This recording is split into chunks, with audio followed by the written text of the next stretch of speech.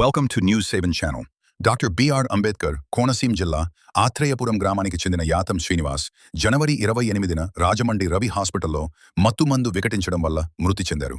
ఈ ఘటనపై కుటుంబ సభ్యులు పోలీస్ స్టేషన్లో ఫిర్యాదు చేయడంతో పాటు కలెక్టర్, ఎస్పీ గ్రీవెన్స్లలో కూడా వినతి పత్రాలు సమర్పించారు. అయినప్పటికీ ఇప్పటి వరకు ఎటువంటి చర్యలు తీసుకోలేదు. దీనిపై స్పందించిన వైఎస్ఆర్ కాంగ్రెస్ పార్టీ జిల్లా అధ్యక్షుడు చిర్ల జగ్గిరెడ్డి మరియు జిల్లా పరిశీలకురాలు జక్కంపూడి విజయలక్ష్మి ఈస్ట్ గోదావరి కలెక్టర్ కార్యాలయం, రాజమండ్రి ఎస్పీ కార్యాలయాలకు వెళ్లి వినతి పత్రాలు అందజేశారు. ఈ సందర్భంగా చిర్ల జగ్గిరెడ్డి మాట్లాడుతూ, పేదల ప్రాణాలకు విలువలేదా?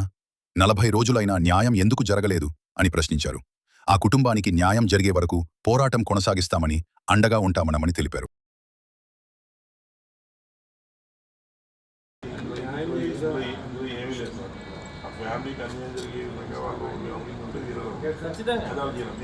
నేను ఖచ్చితంగా హాస్పిటల్ ఆఫీసర్స్తో మాట్లాడతాను.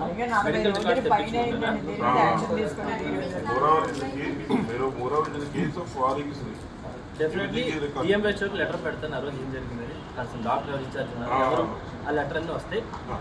మీరు కూడా కుదిరితే ఆర్టీఐ వేస్తే మీకు డిఎంహెచ్ఓ లెటర్ వస్తుంది. అది లీగల్ ప్రాసెస్ కాదు. ప్రైవేట్ హాస్పిటల్ సిఐ గారిని అది కాదు ఎవరు ఉన్నా లేకపోయినా అసలు అందరూ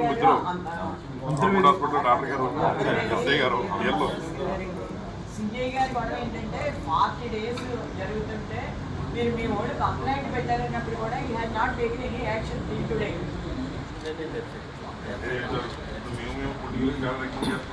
ఇది పట్టవద్దని ఇంట్లో హ్యాంగ్ చేస్తున్నారు, వదిలేండి. కానీ మీరు వదలకూడదు. ఏది సస్పీషియస్ చేస్తారంటే what is the duty of house officer? It has to be taken to the government hospital. Postmortem has to be done. అది యాక్చువల్గా చెయ్యాలి. మెడికల్ రిపోర్ట్ చూస్తాను. సర్టిఫికేట్ ఏముంది ఉండేది డాక్టర్ రాస్తారు కదా. సర్టిఫికేట్ లేకపోయినా ఏదో ఒకటి రాస్తారు. ఇప్పుడు పెన్మెన్ కాగితం పెట్టలేదు సార్. అది ఇప్పుడు మీరు ఏదైనా కాలేజీలో పెట్టాలి.